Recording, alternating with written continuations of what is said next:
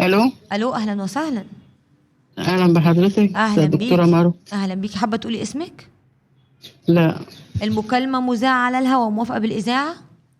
ايوه موافقه. قولي لي مشكلتك ايه، اتفضلي.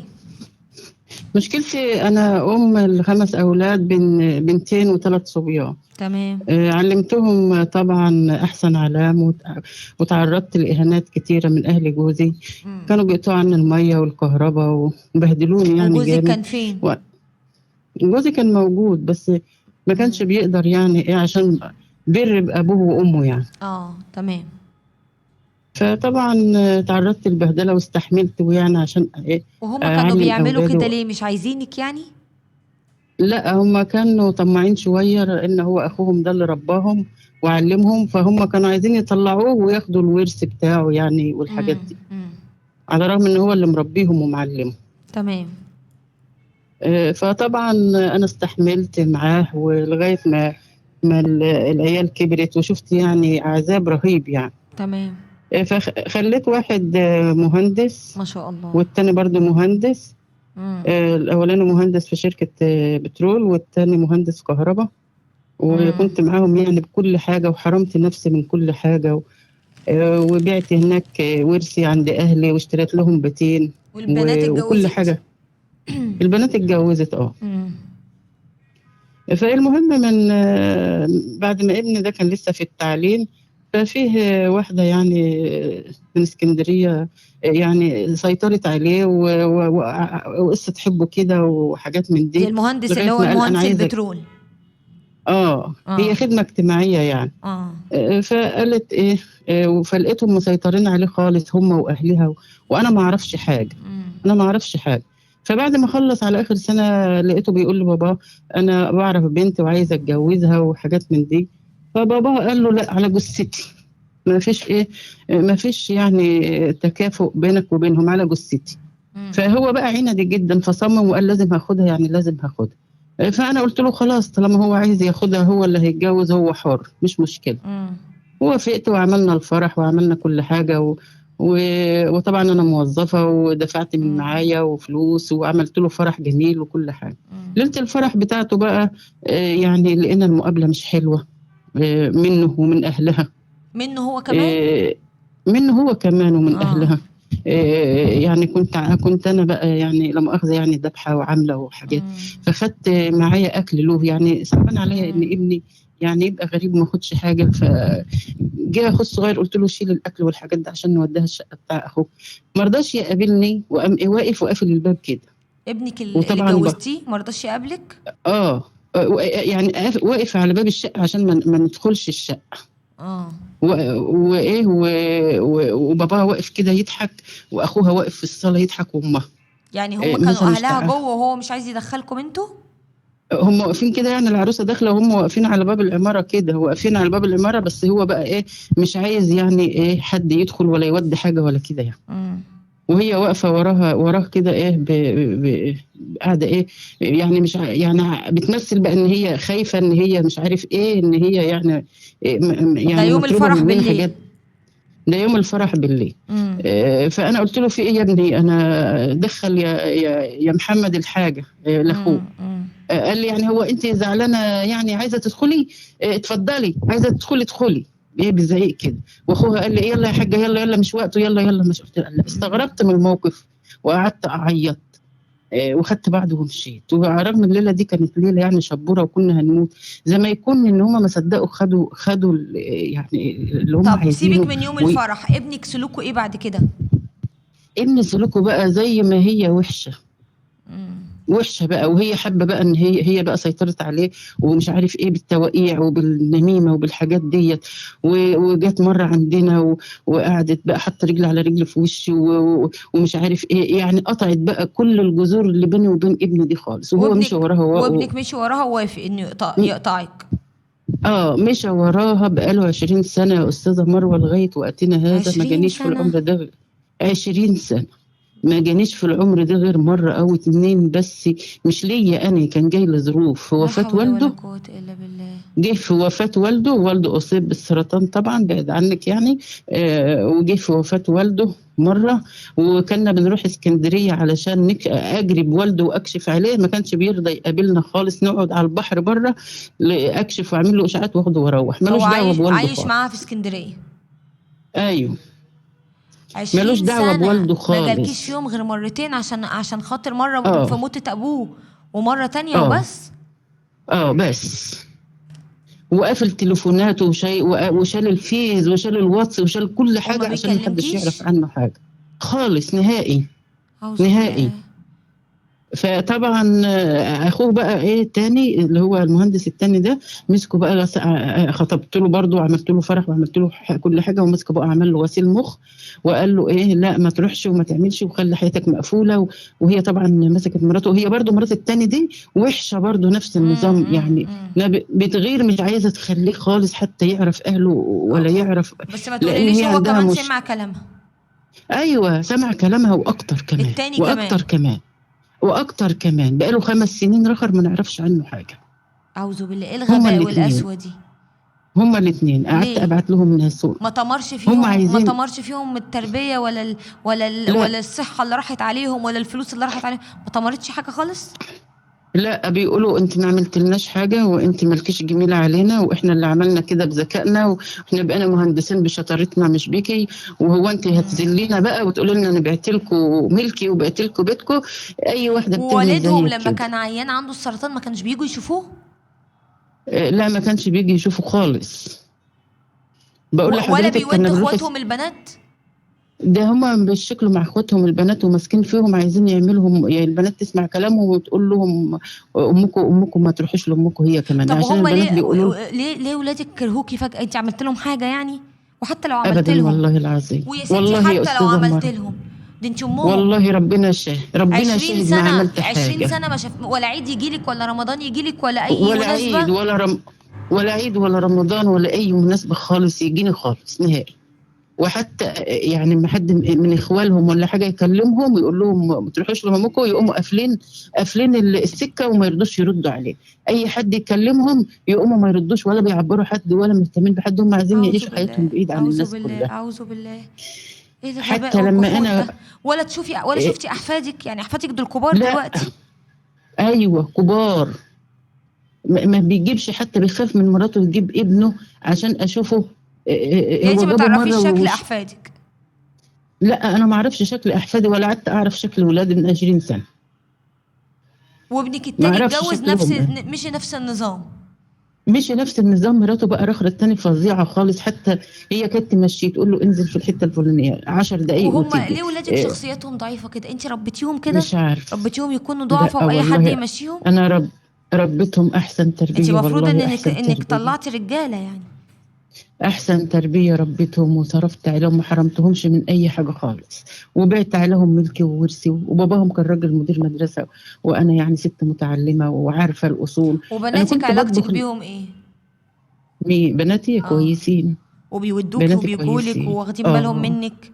ايوه بنتي في السعوديه وبتبعت لي اعمل عمره، وبنتي التانيه بتجينا على طول كويسين خالص، وليا ابن عازب كمان ما اتجوزش، كان في مراحل التعليم سابوه، هو مهندس برضه سابوه. يعني انت و... مخلفة 3 و... صبيان و3 بنات؟ لا بنتين وثلاث صبيان. بنتين و3 صبيان، اه. ابن الصغير ده سابوه في مراحل التعليم بعد ما باباه توفى. باباه متوفى بقاله 5 سنين. سابوه وكبروا سابوه دماغهم بقى؟ وقالوا احنا ملناش دعوة بيه، قالوا له اسمع اما نقول لك احنا ملناش دعوة بيه، كل واحد على ركبة جمله. هي بتقبض معاش وبتقبض وموظفة، هي تصرف عليك. والله يا استاذة مروة المعاش كان صغير قبل 5 سنين قبل ما يزيد، والمرتب ما كان بيكفي، لان ابني ده بيتعلم تعليم خاص، وحضرتك عارفة ان وكويس التعليم معاكي الخاص. ولا هيبقى زيهم؟ مش عارفة لسه، هو كويس، هو حاليا دلوقتي كويس يعني، هو كويس. انا مش قادره استوعب، اه والله العظيم ما قادره استوعب. مش قادره استوعب مده السنين اللي انت قلتيها. 20 سنه ابنك ما لغاية. جالكيش؟ ما وحشوش والله يا حضنك؟ استاذة ما ما وحشوش لا يبصلك، يتكلم معاكي، خالص يجيلك في عيد في خالص رمضان ياكل معاكي لقمه؟ كل ده ما وحشوش؟ خالص والله ما حصل. خالص والله. والله العظيم حتى نمت لقيت والله عشان أشوفه بفتح بجيب اللي هو النمرة بتاعته أبص عليها وأقفل تاني. تجيبي صورته. اه لا حول ولا قوة إلا بالله. وببعت لهم ناس يكلموهم يقوموا قافلين التليفونات وما يردوش، ومش عايزين، هم مش عايزين أم خالص، عايزين يعني هم كده بيثبتوا لإيه لحريمهم إن هم كده رجالة، يعني إن هم كده من غير أم رجالة. يقعدوا 20 سنة ما يشوفكيش، هي دي الرجولة؟ ما انتش عارف شكلهم ايه ليه؟ اصلا. فرقوا ايه عن ولاد الحرام دول؟ أعوذ بالله. حتى لما لا حول ولا بقول قوة لهم إلا بالله. انا عيانه انا عيانه، ولا بيدوروا ولا بيسالوا. حتى التاني ده ولا لما حتى أبوهم مراته وهو عيان ما كانوش بيسألوا، قاعدين تحت رجله يشوفوا لا ماله وعايز ايه. لا ما جاش لابوه خالص. حتى لما ابوه كان مريض سرطان ورحت بيه اسكندريه قعدت بيه على البحر بقى يبكي ويقول انا ابني هنا ومش عارف اروح ارتاح، وجيت اجيبه بالساعه 2 بالليل وما وانا لما كنت تعبانه. ولا يرد عليكم عشان ما يجيش ولا ياخدكم عنده. أنا كنت تعبانة بقالي شهر كده ورحت أكشف عنده في اسكندرية وعرفته إن أنا راح أكشف. ما قاليش يا أستاذة مروة تعالي، والدكتورة جت الساعة 3، يعني مشيت الساعة 3 بالليل لا وعارف إن حول أنا ولا مروحة قوة الساعة إلا 3 بالله. بالليل. لا حول ولا خاف قوة. يقول لي تعالي من مراته. مشيت على السكة بالليل لا حول روحت. ولا قوة إلا بالله. ما قاليش تعالي، ما قاليش تعالي يا أمي، وجيت على الساعة 3 بالليل. ولا بيكلموا اخواتهم البنات ولا بيقولوا لهم ازيكم، حتى لا في عيد ولا في رمضان ولا في اي حاجه خالص، يبقى ولا عايزين نعرف يبقى طريقهم دول ما هم يتبكيش فين عليهم. اصلا. اوعي تبكي عليهم. انا عارفه انك هتبكي على العمر اللي راح عليهم، لكن دول ما تبكيش عليهم. اللي زي دول خساره فيهم دموعك. اللي زي دول ربنا بليهم ابتلاء عظيم بان هم بعيد عنك، واللي بيعملوه هيتعمل فيهم. اصبري وهتشوفي كل حاجه، هتشوفي اللي هيقر عينك بجد. اعوذ بالله انا منهم. خايفه عليهم، انا خايفه خايفه عليهم لا عليهم. يموتوا على الكفر. لا هم حول كده ولا هيموتوا قوه. على الكفر، هم كده هيموتوا على الكفر. لا حول انا ولا قوة. خايفه هيموتوا على الكفر. نفسي ما يموتوش على الكفر يا استاذه مروه، نفسي. والله ما قادرة استوعب في كده. 20 سنة. انت عارفة اي وانت بتحكي لي والله. بقول هتقولي بقالهم شهرين ما بيكلمونيش، 3 شهور ما بيكلمونيش، وكان هتبقى مدة. ازاي حد يبقى امه 20 عايشة سنه ويهون عليه ما يشوفهاش حتى يومين؟ حسبي الله ونعم وبعد ما الوكيل. 5 سنين باباهم متوفي وانا عايشه لوحدي بين 4 حيطان. ما رفعوش سماعه التليفون ولا قالوا انت عامله ايه ولا يعوذ مالك بالله، ولا هما كانوا بتاكلي. كده؟ يعني وانت بتربيهم لا كنت حاسة ان هما عندهم بوادر لا للغباء ده؟ لا خالص خالص نهائي. يعني معاهم حريم صعبه جدا مهما كان، جدا. ازاي قدروا يقسوهم قوي كده؟ مش ازاي قدروا عارفه مش يقسوهم قوي عارفه. كده؟ دي انت امهم. حتى اخواتهم قطعوهم. يعني انا ابني لما بيوحشني بجيب نمرته عشان اشوف صورته على التليفون. لا حول ولا قوة إلا بالله العلي العظيم. يا رب، يا رب مش اخرجنا من عارفه الدنيا دي يا رب على خير. مش عارفة. وأنا خلاص ست كبرت في السن وتعبانة وعيانة، يعني ممكن وهم أموت مش هيعملوا لك النهاردة حاجة، ألف بعد الشر عليكي، ربنا يديكي العمر. أو أموت بكرة. أنا كل حبيبتي اللي خايفة يموتوا على الكفر. خليهم، أنا خايفة يموتوا على خليهم، الكفر. ربنا اداهم عقل وهم ما ميزوش. اوعي تفتكر ان هم عايشين متهنيين، ده عايشين في شقاء، عايشين في شقاء وعذاب. ده ربنا وصانا ببر الوالدين عشان ما نبقاش في شقاء وعذاب وهم عايشين في شقاء وعذاب. اوعي تفتكري انهم متهنيين، ده متسلط عليهم نفسهم، ده في غشاوة على عينيهم المشكلة وقلوبهم. المشكلة إن هم مش يعني أقول لهم حرام كده هتدخلوا النار، يقولوا لي مالكيش دعوة هنخش النار هنخش النار، إحنا هنخش النار، أنت ليه ما إحنا عاجبنا. عملت لهم ايه الكل ده؟ والله ما عملت امال أي، لو هم كنت مش عايشين رميتيهم وهم معايا أصلا. صغيرين، ولا بعتيهم، ولا شفتي نفسك، ولا اتطلقتي، كنت ده مفيش مبرر. دول أنا مش كنت مبرر. يا أستاذة مروة، أنا اتجوزت في الريف ورحت بقيت عايزه أرمى اقول مية لك على عايزه راسي اقول لك على راسي. في امهات بتتطلق وبتروح تتجوز تاني وبتعيش حياتها، لا، ورغم ذلك ما عيالها ما رضتش. بيرموهاش.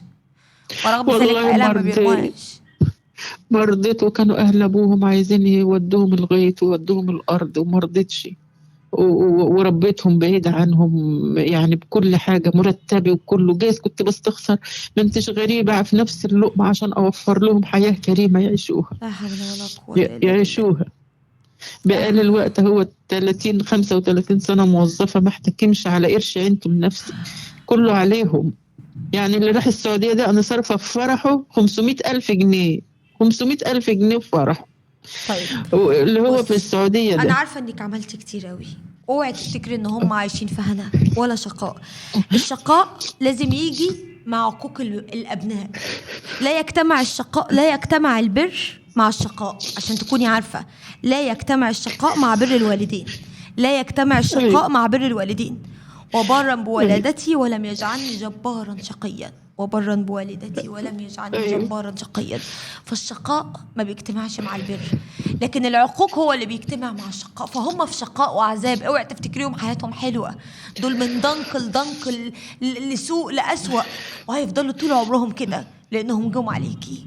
استعوضي ربنا أيوة. واللي عملتيه عند ربنا، وربنا يجازيكي خير في تعبك وسهرك وحياتك اللي راحت عليهم. بس ما تندميش، انت عملتي ربنا، وهم اللي بيعملوه هيتجازوا بيه، ولسه هيشربوا من نفس الكاس لما ولادهم ما يعرفوهمش ويرموهم. ربنا أيوة. يبارك لك في اللي موجودين. ما تزعليش وما تتأثريش ولا تبعت لهم مراسيل. خسارة، خسارة، خسارة. حتى سماعة التليفون اللي ممكن ترفعي عشان تكلمي حد فيهم، اللي يهون عليه أمه يهون عليه أي حد. وحسبي الله ونعم الوكيل في مراته اللي مقسيها قلبه. دي في نار جهنم أيوة. وبئس المصير. كل حد بيساعد حد على انه يقسى على اهله اللي جابوه في الدنيا وكانوا سبب وجوده، حسبي الله ونعم الوكيل. حسبي الله ونعم الوكيل. يا رب. ما تزعليش، واهتمي بالموجودين. واهم حاجه الشاب الثالث اللي معاكي، اخوهم الثالث، خليه يبقى يعني مش عارفه تعمليها ازاي. هو هتعملي اكتر من اللي عملتيه، بس كل اللي انا اعرفه خدي بالك قوي وشوفي. يعني ادعي ربنا انه يجعله بار بيكي ويعوضك خير عن الاثنين اللي ربيتي واكنك ما ربيتيش دول. حسبي الله ونعم هم الوكيل في هم مراتاتهم. بيحاولوا معاه يعني، بس هو يعني كويس معايا، هم ربنا بيحاولوا معاه. يهديهولك يا رب، ما يضيعش تعبك ولا سنين العمر كلها على الارض. ربنا يهديهولك يا رب. ولو هو الحمد عاملك لله. بما يرضي الله ده لنفسه، يبقى كتب على نفسه أيوة. الخير، كتب على نفسه أيوة. الرحمة. هي بنتي بقى كويسة معايا أوي، البنات حلوين حبيبتي معايا أوي. ربنا يخليهم لك يا رب ويعوضك خير. مش ما تزعليش أرجوكي، ولا تعيطي ولا دمعة تنزل من عينك أرجوكي. وربنا يعوضك خير في اللي موجودين ويصبرك على هذا البلاء. وهم قادر ربنا يرفع من عينيهم الغشاوة. قادر ربنا على كل شيء. مع ان اللي زي دول ما افتكرش ان في اي حاجة هتنفع معاهم. ما افتكرش. لا، ما فيش لا حول نافع. ولا قوة إلا بالله. لا حول ولا قوة ماشي يا إلا بالله. أستاذة مروة. حكم لنفسهم بالشقاء في الدنيا والآخرة. انتوا اللي حكمتوا بإيديكم. أي حد بيعوق أهله أنت اللي حكمت بإيدك على الشقاء لنفسك. ربنا جعل الحياة الحلوة في بر الوالدين، الرحمة ببر الوالدين. ممكن تكون بتعمل حاجات كتير قوي وربنا كرمك وسترك عشان أمك راضية عنك وأبوك راضي عنك. لكن لو انت عايز تشقى في الدنيا وفي الآخرة، خليك عاقل وأمك وأبوك. زي الأمثال اللي بسمع عنها دي، اللي أعوذ بالله ما عندهمش رحمة ولا دين. أعوذ بالله 20 سنة قلبكم من حجرة. إيه؟ إزاي قدرتوا؟ حسبي الله ونعم الوكيل فيكم وفي مراتاتكم اللي مقسياكم. مع إني مش قادرة أقتنع إن في واحد مراته تمشيه قوي كده وتخليه يقسى على أغلى الناس، أمك وأبوك. مش هتشوفوا الجنة ولا هتشموا ريحتها. مش هتشموا ريحة الجنة. كل يوم أمكم بكت فيه بسببكم مش هتشموا ريحة الجنة. ده غير ولادكم هيشربوكم من نفس الكاس كما تدين تدان. ده الكاس الوحيد اللي ما فيهوش مفر. عمر ولادك ما هيبقوا بارين بيك وانت ما كنتش بار بأهلك. ما شافوكش، ما شافوش بعينيهم. شافوا غبائك وجحودك. شافوا انك مالكش أم بتسأل عليها. شافوا انك ما عندكش رحمة باللي جابوك في الدنيا. عمرهم ما هيرحموك. بس ربنا اسمه العدل. وبينفذ عدله من فوق 7 سماوات. حسبي الله ونعم الوكيل. خلوني أطلع فاصل وأرجع تاني.